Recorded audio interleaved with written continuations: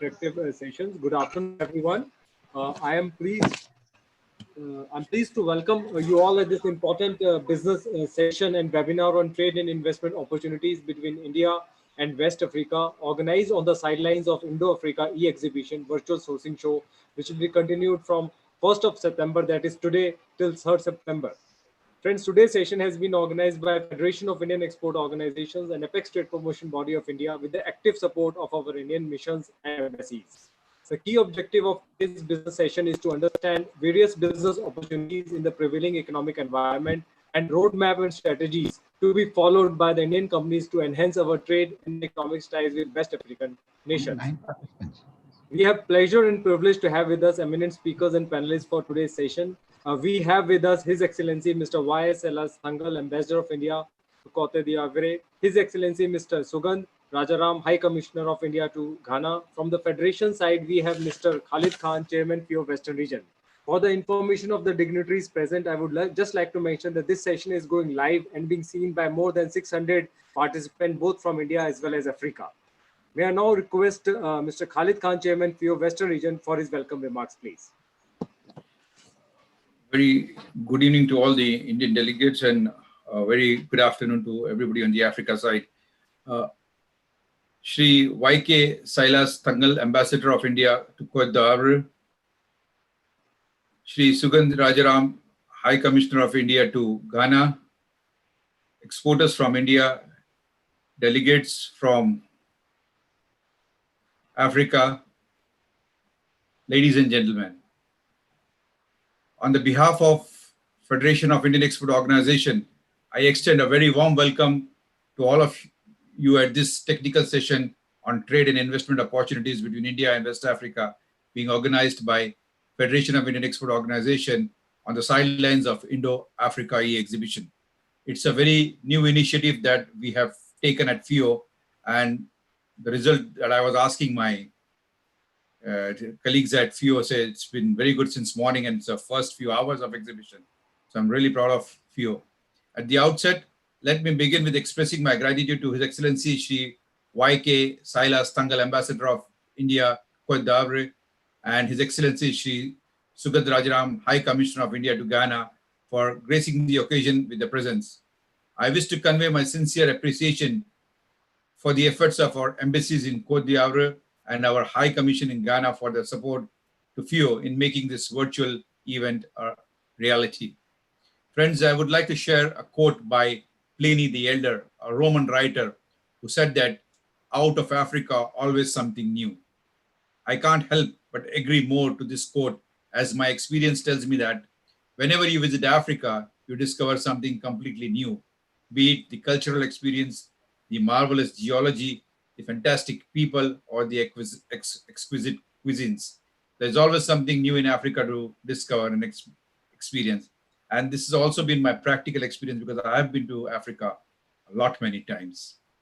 Friends, Africa is the oldest continent in the world and is also known to be the mother continent, as our ancestors were tracked back to the living 50 lakh years ago in Africa. If we put the juggernaut size of Africa in perspective, it is 9 times the size of India, has almost the same population, and is 80% of India's GDP.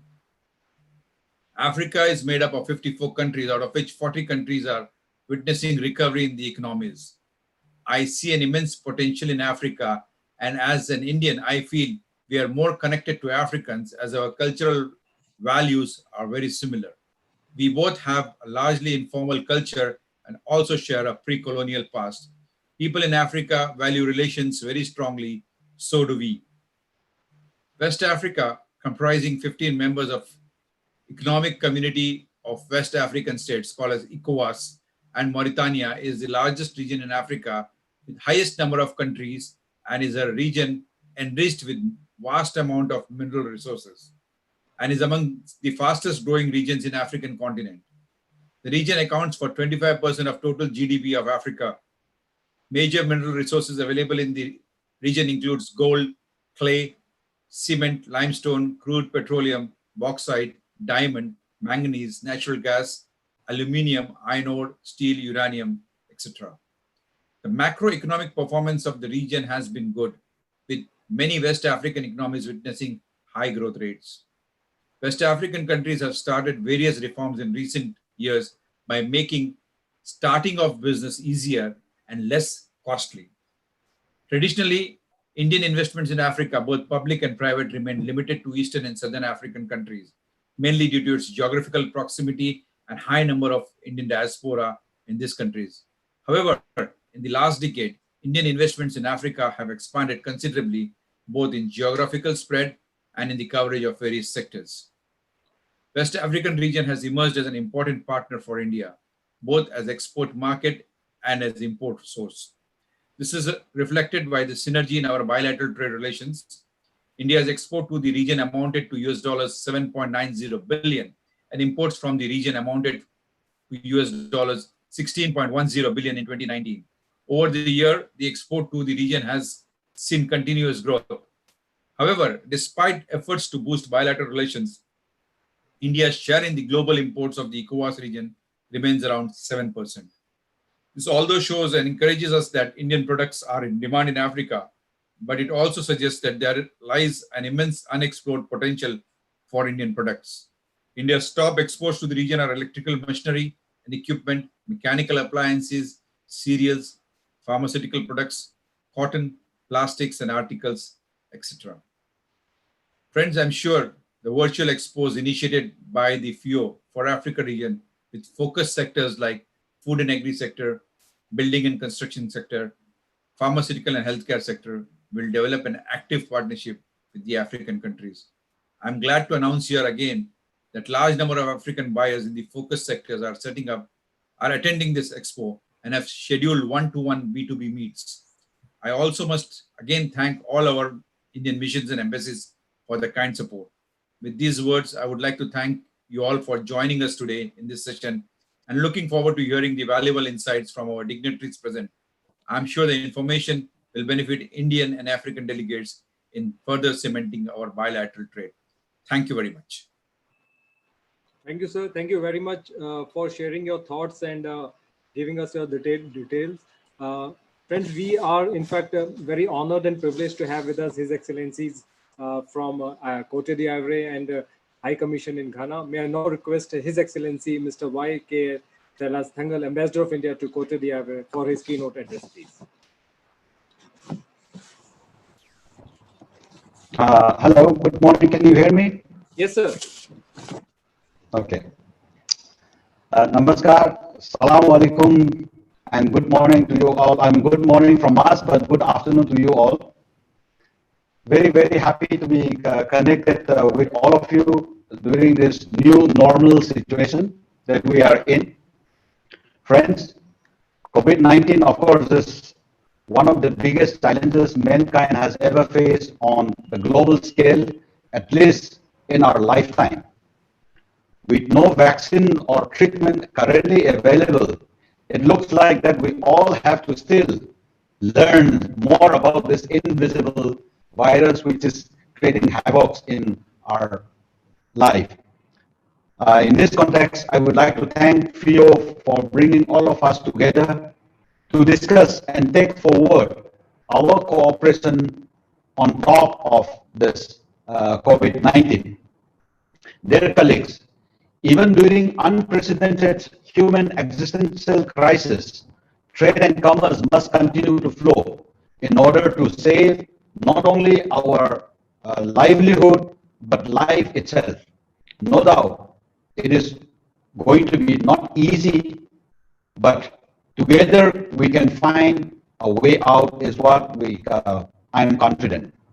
Like connecting ourselves virtually like this to work out what we can do together with what we have is what is going to make a difference on the ground. Given the unique character of India-Africa relations, which is symbiotic in nature and best defined as partnership with the spirit of developing together as equals. Enhancing our understanding about each African countries, about its productivity, diversifying the skills and knowledge would go a long way in unlocking the opportunities which are there for both India and Africa. Besides the G2G development cooperation, several Indian companies as indicated by Mr. Khalid, have entered into joint ventures in Africa. Indian companies have the experience, technology, and capital to unlock Africa's opportunity and create value for each government. This private sector's investment would be critical in preserving the job and livelihood in Africa, especially during and post COVID-19. However, in the interest of time, I would not like to delve into detailed statistics of India-Africa cooperation and trade figure, but would like to identify certain key sectors for win-win cooperation. As highlighted already, Africa is a land of opportunities with great uh, resources and including all the ingredients for successful business establishment and also to grow big. In this context, I would like to highlight three most important or critical areas for cooperation between India and Africa as it exists today: agriculture, healthcare, ITC or the digital divide. Ladies and gentlemen, agriculture is the most important occupation in Africa, with two-thirds of African population depending on it directly or indirectly for their livelihood. It will also provide a bulk of employment, income, and food for the rapidly growing population, as well as its supply raw materials for agro-based industries. Food security remains one of the biggest challenges facing the African countries. Today, Africa imports food items worth $35 billion a year, and this is expected to touch $110 billion by 2025. This is despite the fact that 60% of the uncultivated arable land in the world is in Africa. In addition to huge working population, which is expected to touch 1 billion by 2030 from the current figure of 705 million. I am confident that I speak for every one of us when I say that there is no other country but India who can meaningfully cooperate in agriculture and try and work together to meet this demand of $110 billion odd market in agriculture products. India and Africa can come together and work on critical reforms in agriculture to address the low productivity and to enhance the acreage of irrigations.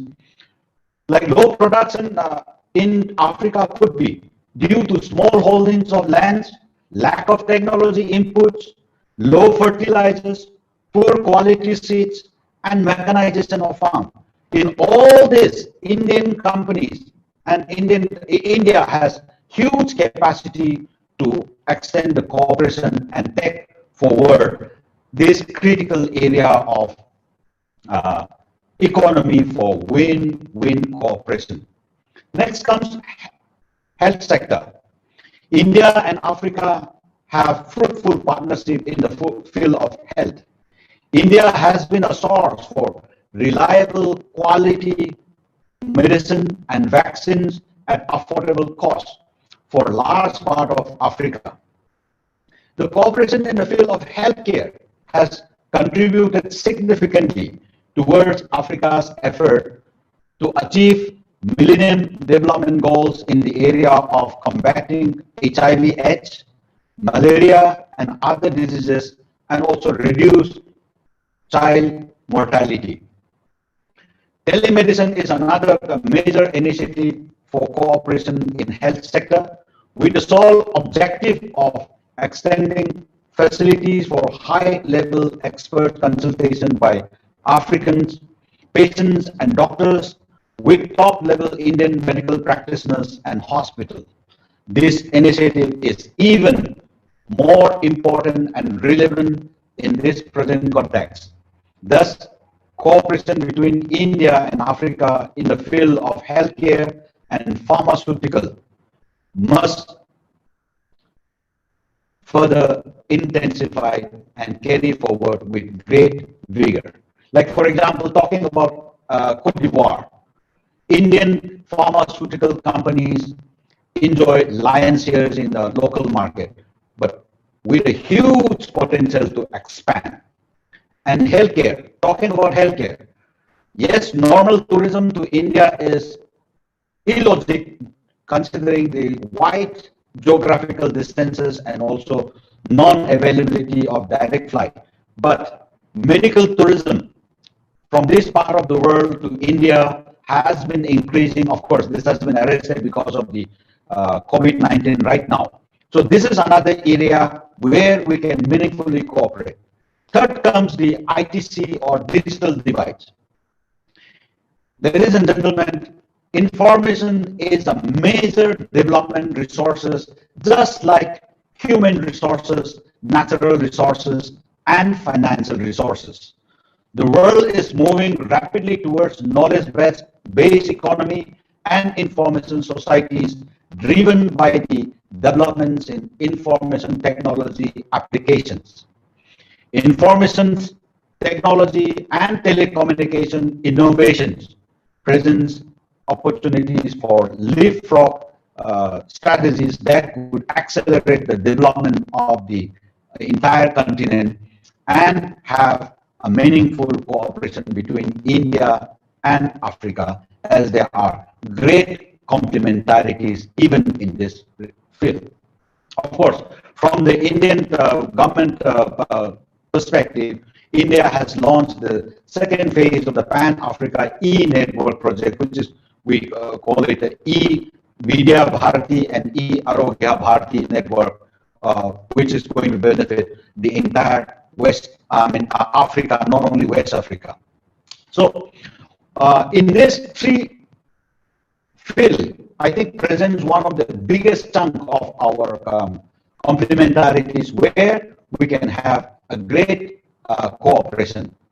Now, what I would like to say is India and Africa partnership goes beyond strategic concerns and economic benefits.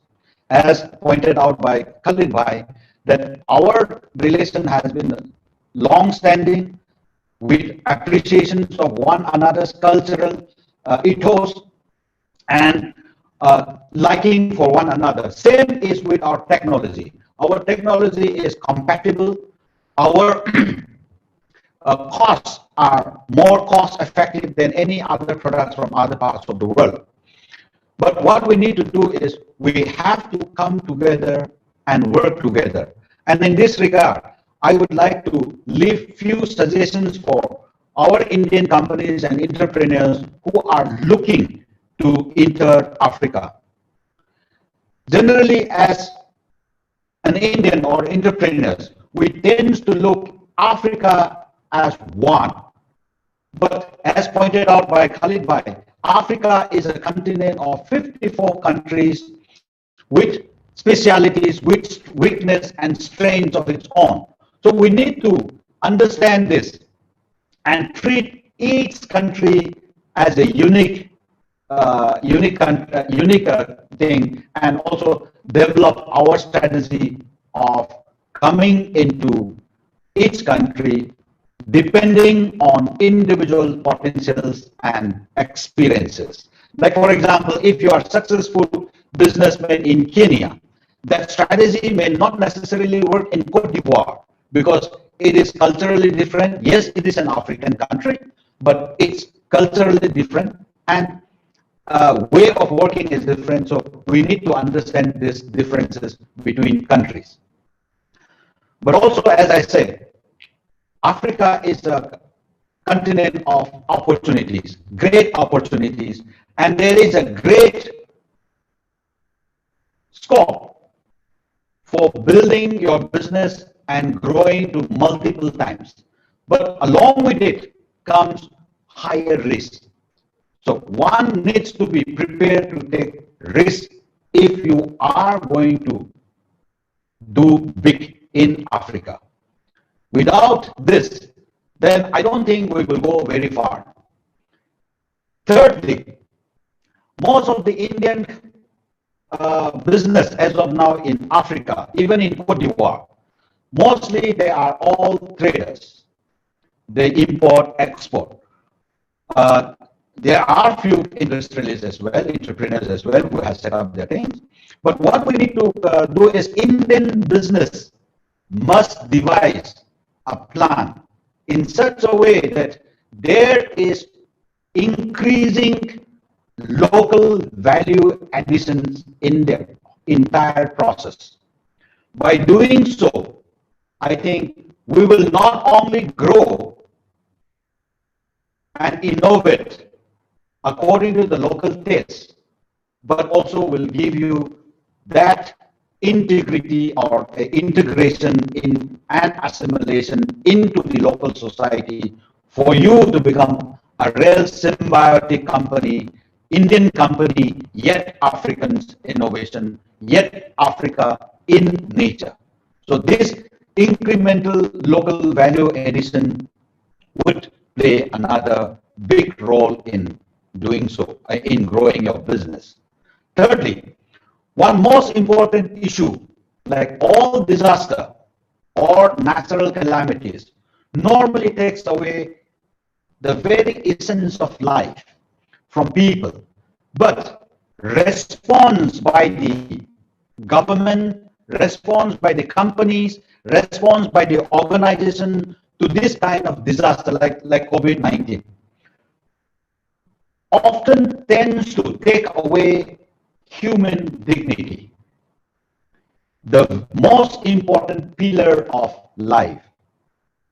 We must always guard, we must always respect and sensitive to this human dignity and cultural differences, because this issue can be a factor which will make or break one business in a foreign land. So cultural, respecting cultural ethos, cultural behavioral of a country is very, very important, but because we must protect the human dignity. And naturally, in Africa, this issue is even more sensitive than in Asia, because they also are very, very high esteemed people. So what I would like to say is this is another important land. So as I said, we have huge potential for cooperation between India and Africa.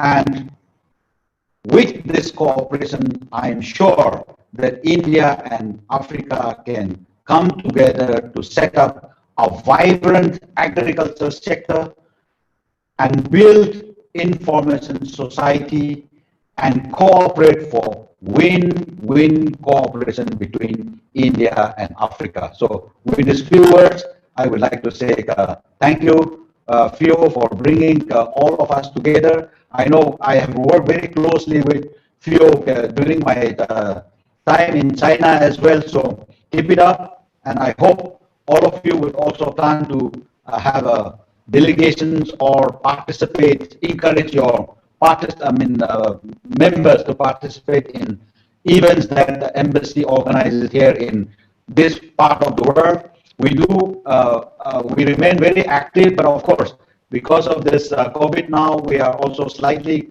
down and we're not able to take, but except for this webinars and all that. So look forward to seeing you and meeting you and receiving you in Cote d'Ivoire. Thank you very much. Thank you, Excellency. Thank you very much. Yeah, we have a long association with you, and when you were in China, Guangzhou, you have been very supportive and cooperative in all of our endeavors.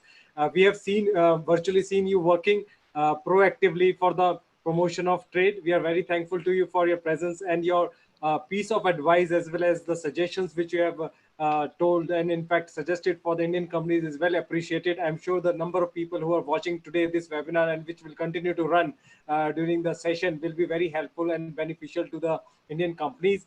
You have rightly said that Africa is a land of big opportunities with great resources that needs to be exploited, and that needs to be utilized by our Indian companies as well as Indian entrepreneurs. I'm sure your suggestions will continue to be a part of our cooperation between the Indian companies. Will continue to be in touch, and we, in fact, look forward to more of your support in promotion of our India's presence in the African nations. Thank you very much, sir. Thank you for your presence. Thank you for your rich advice as well as experience, sir. Friends, may I now request His Excellency Mr. Sugandh Rajaram, High Commissioner of India. Thank you. Thank you. Thank you. Thank you, sir. Thank you, sir.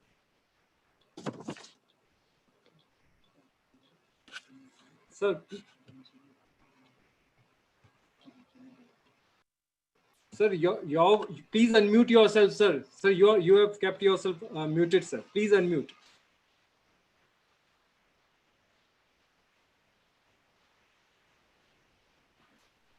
No, sir, you're not audible. You're not audible. Sugandh, you are muted.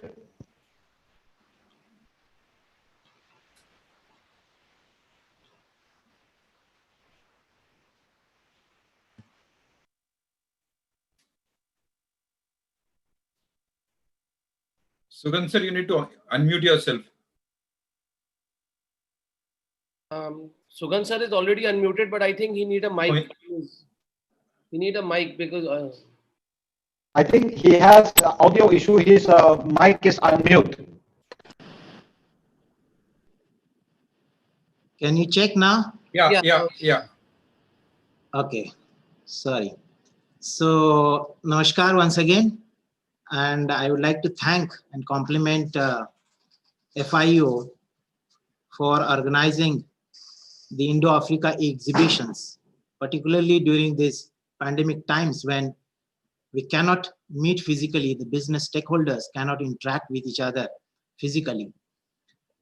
And also to provide the platform like the one which is now during this webinar, to come together for all of us to share our thoughts on how we can deepen the Indo-Africa partnership, particularly with this theme of increased trade and investment opportunities for India and West Africa. So I'd like to compliment FIO for all the efforts. As the previous speakers have mentioned, Ambassador Thangal and Mr. Khan, that there is a huge synergy and complementarity between India and Africa, particularly India and West Africa, when it comes to the availability of huge resources, natural resources here in West Africa, and the ability to work with the stakeholders from India to exploit these resources for the overall national development. At the same time, both India and Africa are culturally and traditionally very rich and diverse. So the businesses here can work together without any inhibitions and obstacles. Having said that, we have seen that in the recent years, there have been increase from Indian side, particularly when it comes to the MSMEs, to come to this region of Africa and look for the opportunities. Now, we'd be very happy once we come out of this pandemic to work together to see that how these enormous opportunities here can be availed by particularly the MSMEs from India. As Ambassador Thangal has mentioned, that there are certain challenges for the Indian businesses. And if we could address those challenges with careful and detailed coordination and planning, I think we all will be very successful in availing these opportunities. The trade between India and West Africa is huge and it's growing very fast. And particularly when we have the disruption in the global supply linkages, global supply chain, I think the Indian businesses and products and services have a lot more opportunities to take advantage of these gaps in the global supply chains, providing the supplies to Western Africa. For the businesses, especially the MSMEs from India, they have the huge opportunities here when it comes to the agricultural development, agro-processing, rural development like cottage industries, water supplies, irrigation, renewable energy in the rural and countryside areas. In addition to that, the infrastructure, mainly the health infrastructure and the connectivity.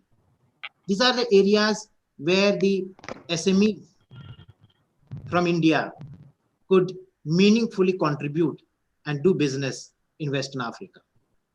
And especially when the governments here are focusing increasingly on the rural and agricultural development, increasing connectivity, expanding the infrastructure. The focus by the national governments here is on increasing the professionalism with the help of technology, focus on digitalization. I think this will give enormous opportunity for the Indian businesses to take advantage of these government initiatives in this part of the in this part of Africa. India has been consistently a committed partner of Africa in its developmental journey. And this is true when it comes to West Africa, which is enjoying huge concessional credit assistance from India. The Indian businesses definitely can leverage this developmental partnership for its benefit when it comes to the sustainable use of our developmental partnership. Once we implement the developmental projects with our concessional credit, it is necessary that these efforts, the spirit of developmental partnership, is sustained through the private businesses, through the association of the SMEs with the fallout of our developmental partnership assistance. Many of the Indian businesses here, particularly in the infrastructure, connectivity and healthcare, are also availing huge buyer's credit from India for the projects implemented by the local governments here. I think this is another area where the Indian businesses which are getting these big projects, infrastructural projects in rail, road connectivity, in creating hospitals, etc. I think this can be leveraged further with more and more Indian businesses and companies come to Africa to take advantage of the increased opportunity for greater integration. Over the years, Indian companies have developed a unique identity of providing or showcasing the ability to do or to execute the projects locally.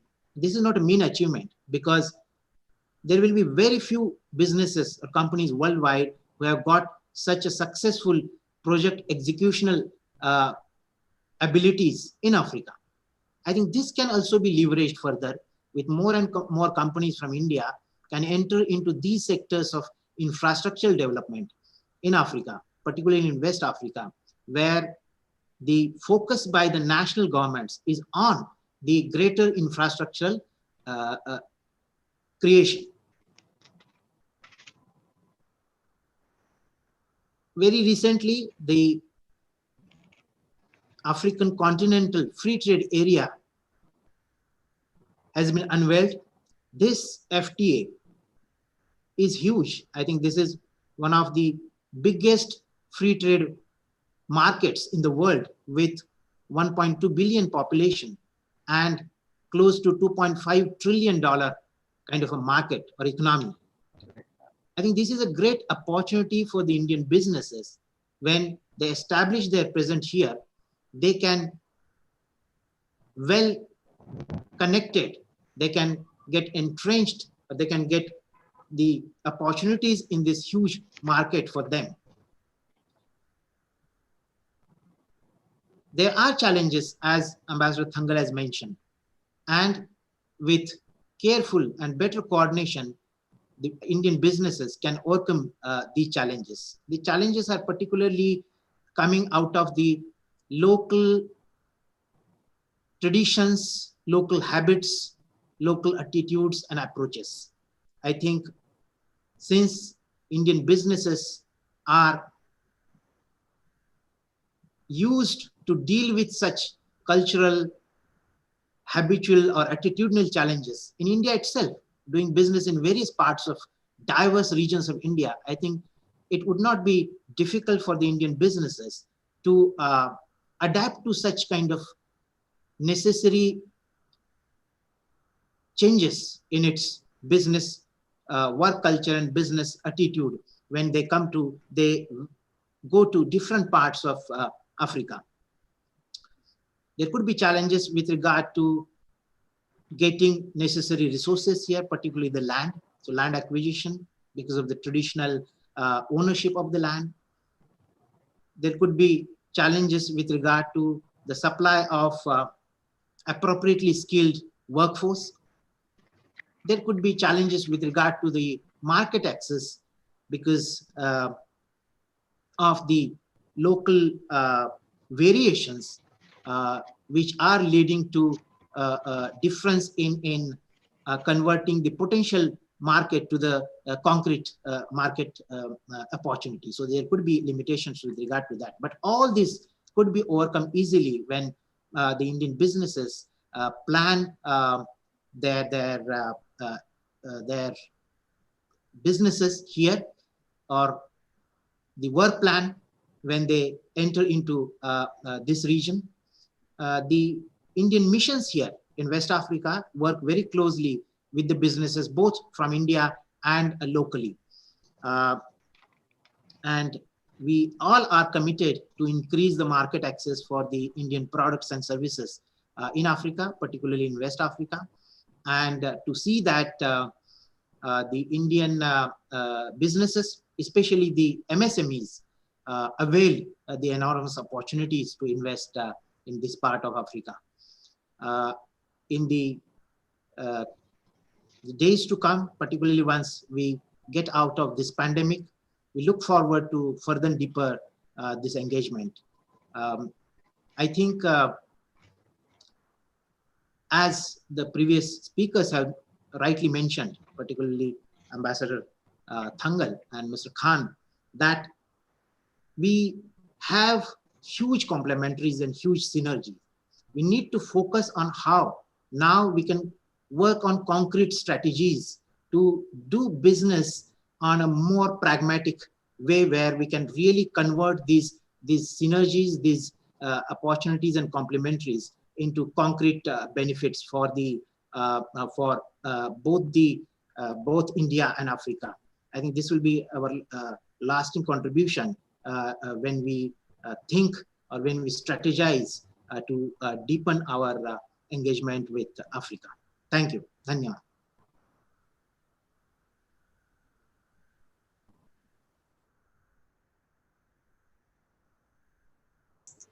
Ashish, you unmute yourself. Ashish, unmute. Sorry.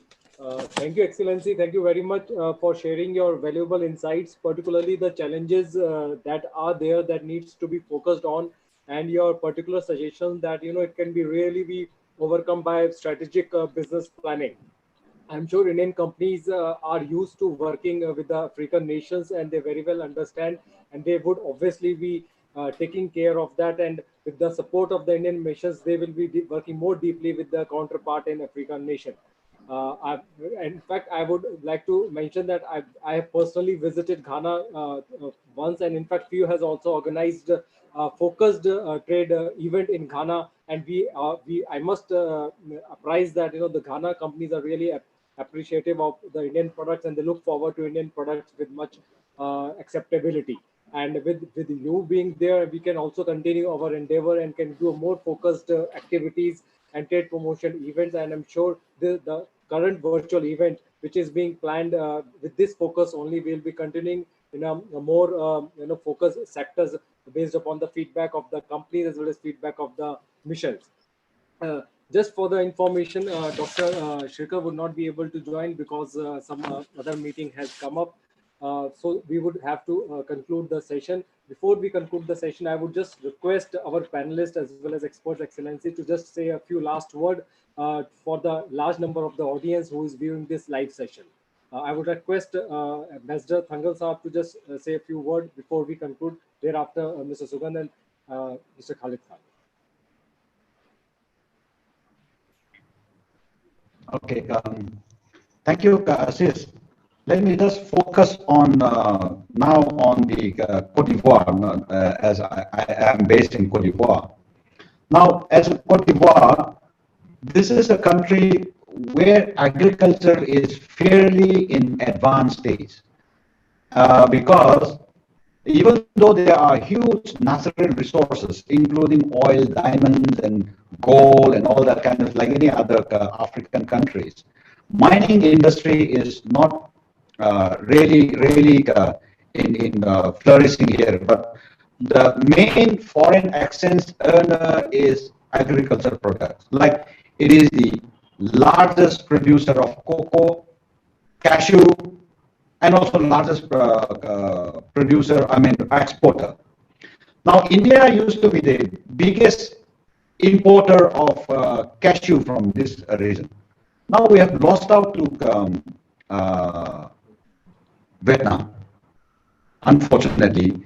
And of course, we continue to remain the biggest consumer of cashew.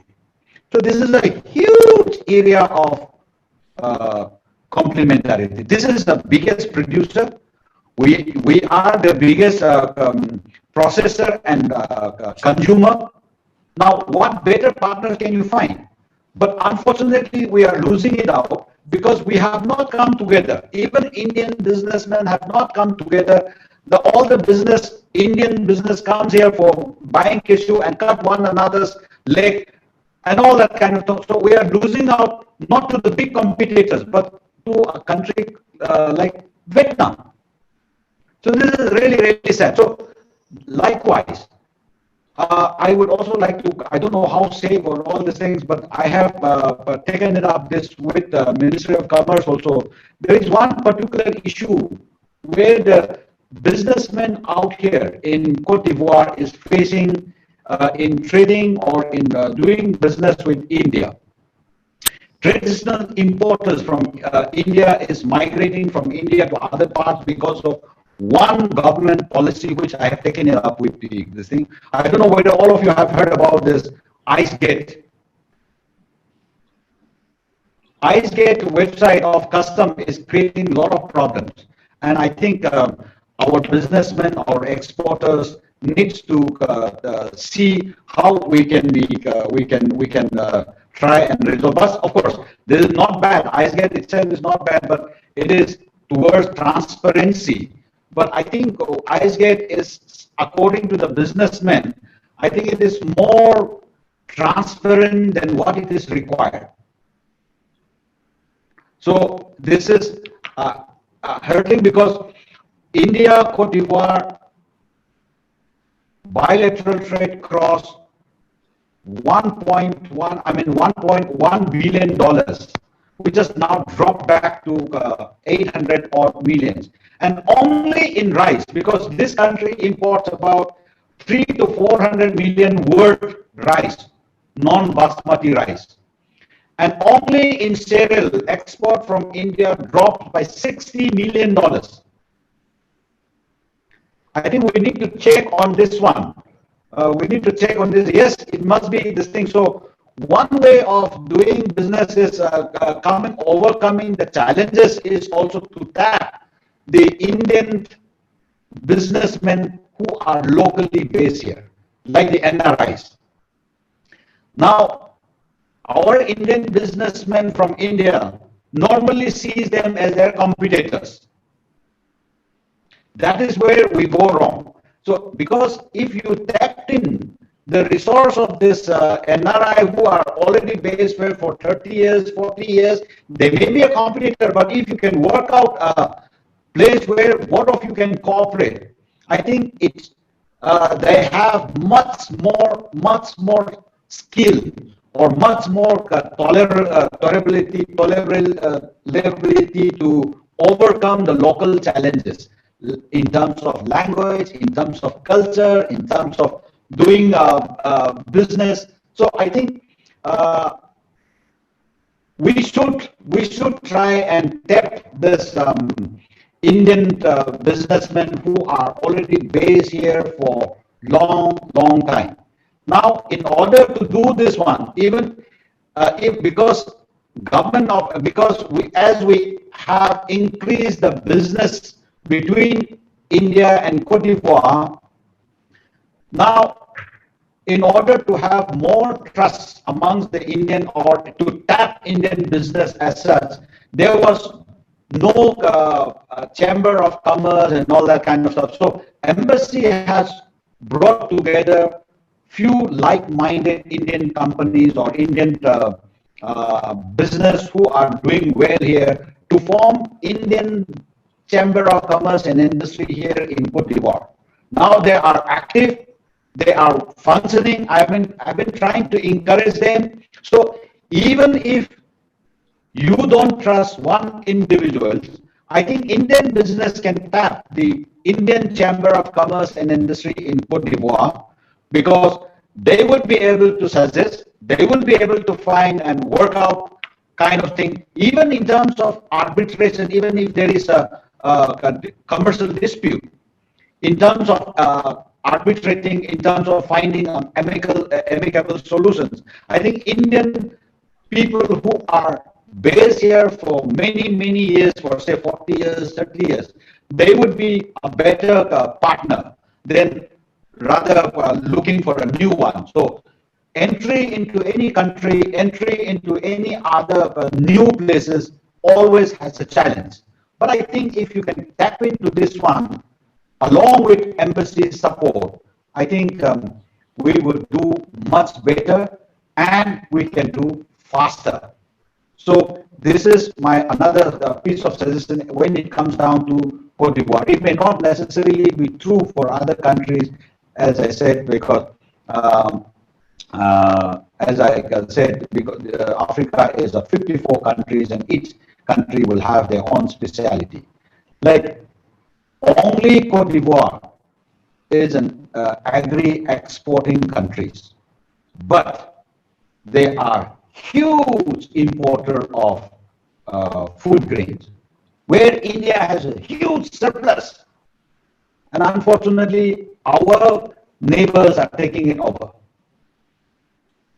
I think we can beat them left and right in export of rice and other cereals. This is one. And like also as Sugan has said, there are so many areas of SMEs where India can come and work meaningfully, contribute them.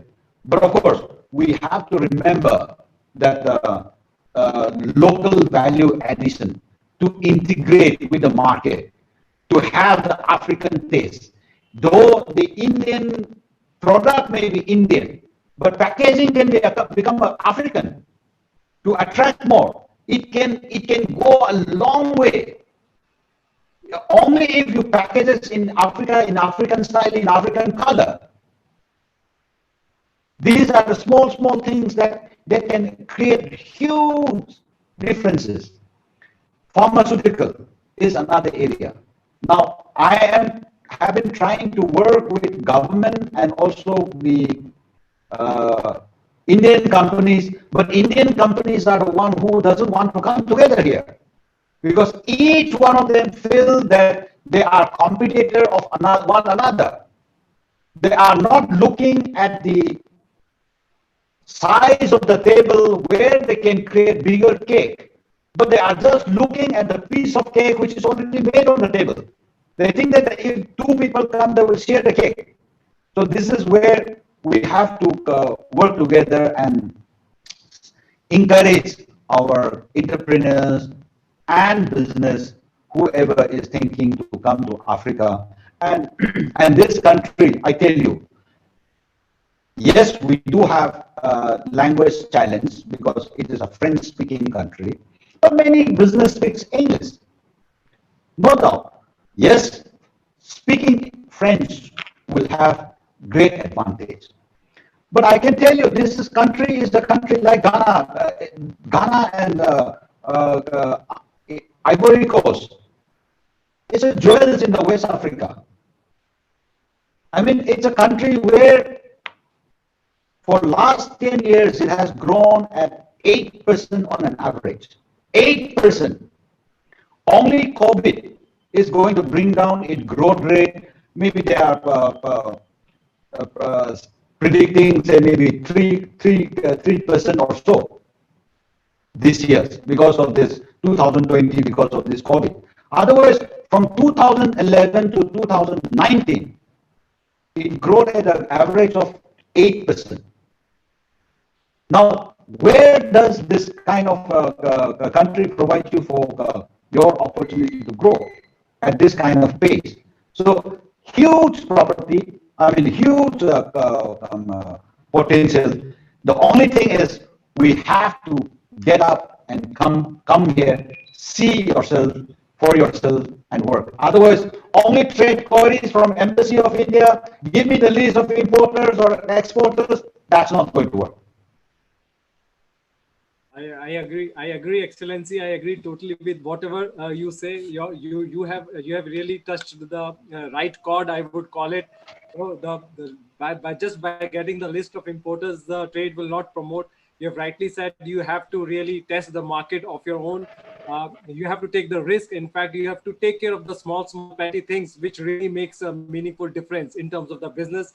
I totally agree, and I understand that the people who are listening and they would take note of that. And in fact, this can be our continuous, communication through which we'll be continuing to get your piece of advice.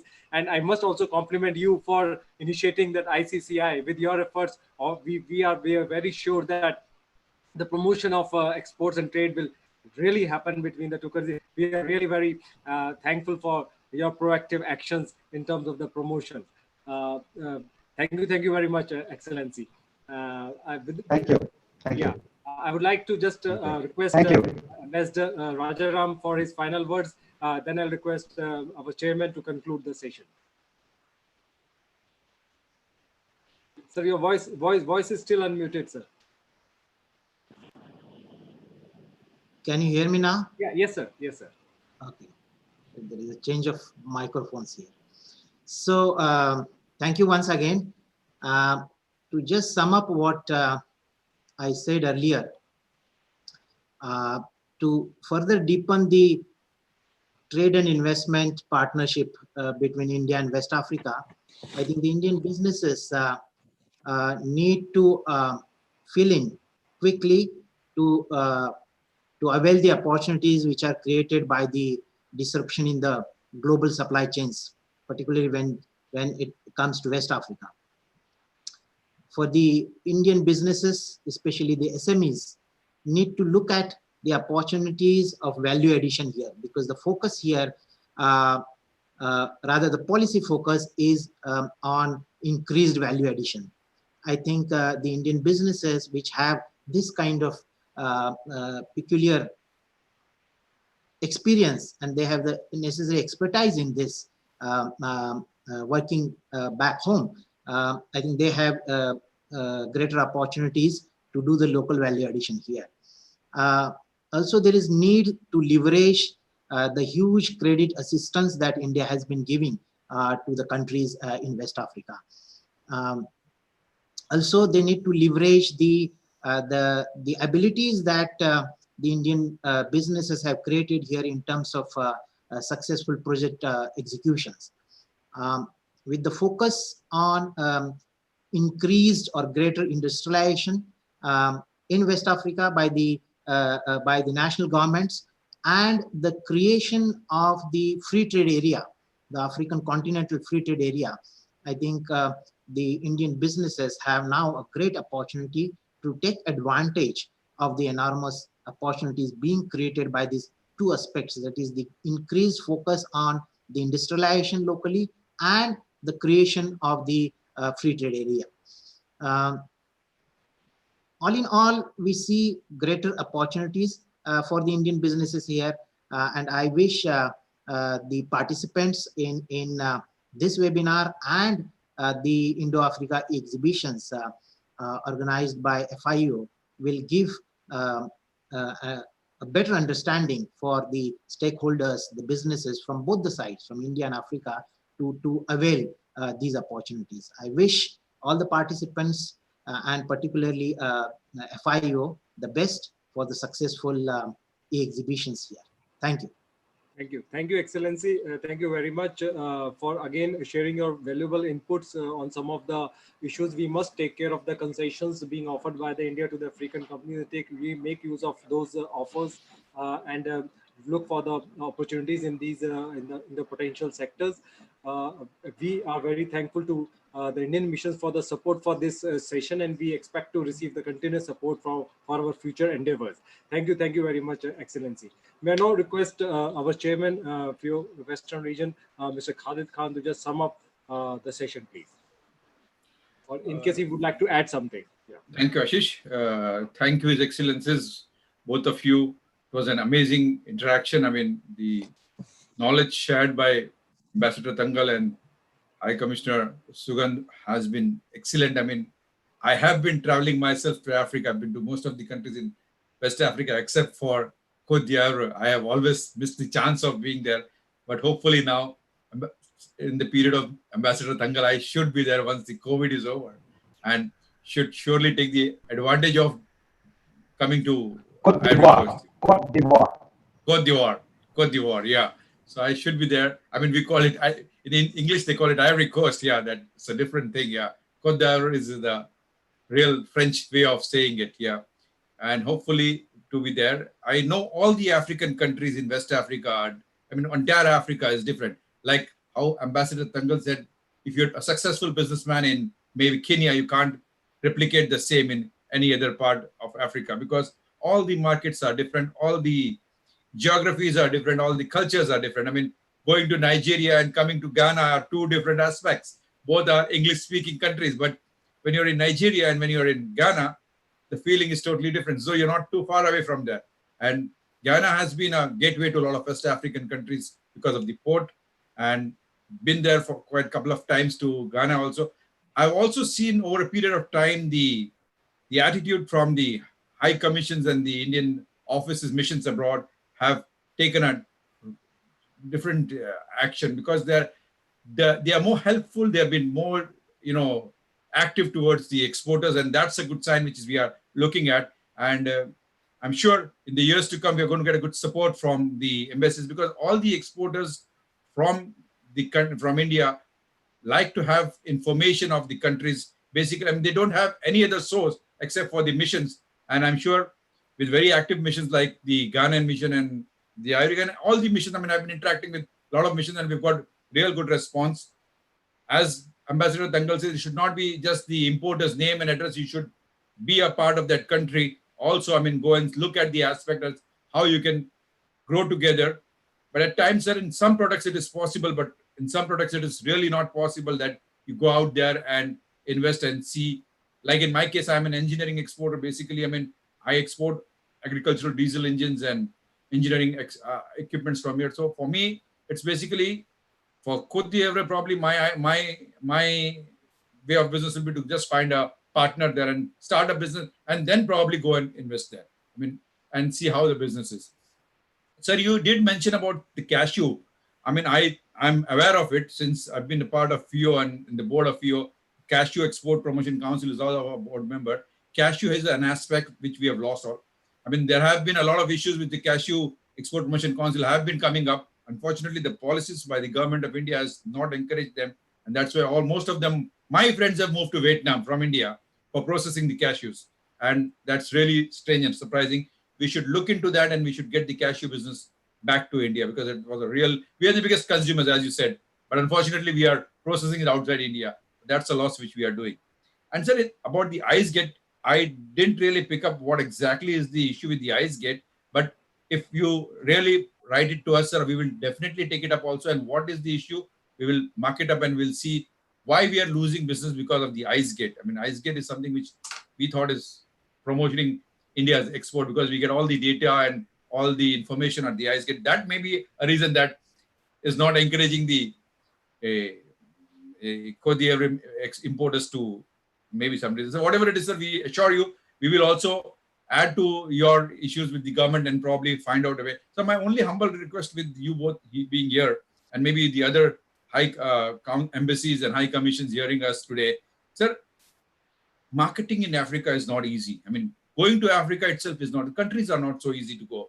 And the freight charges that involves in exports from here. So it is a request that as high commissions, as ambassadors, as consul generals over there, so kindly recommend the Indian government to have a special package for exports from India to Africa. And incentivizing in terms of maybe freight. I mean, we had it for commodities like TMA and something, but why only for commodities? I mean,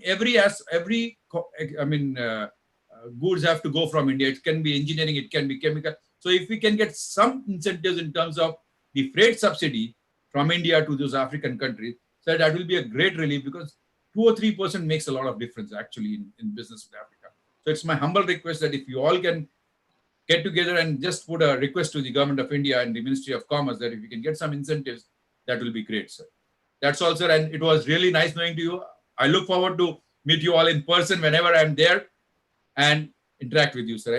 And without that, I will probably connect you on my mobile phone or on the email and I can take information. Thank you very much, sir. Thank you for sparing your time and giving us such an insightful information of both the countries, sir. Thank you so much. Thank you very much, sir. We are thankful to all our distinguished dignitaries for their presence and valuable time and to be part of this business session. We'll now officially conclude this session. Thank you very much. Thank you, everyone. Thank you, sir. Thank you. Thank you. Thank you.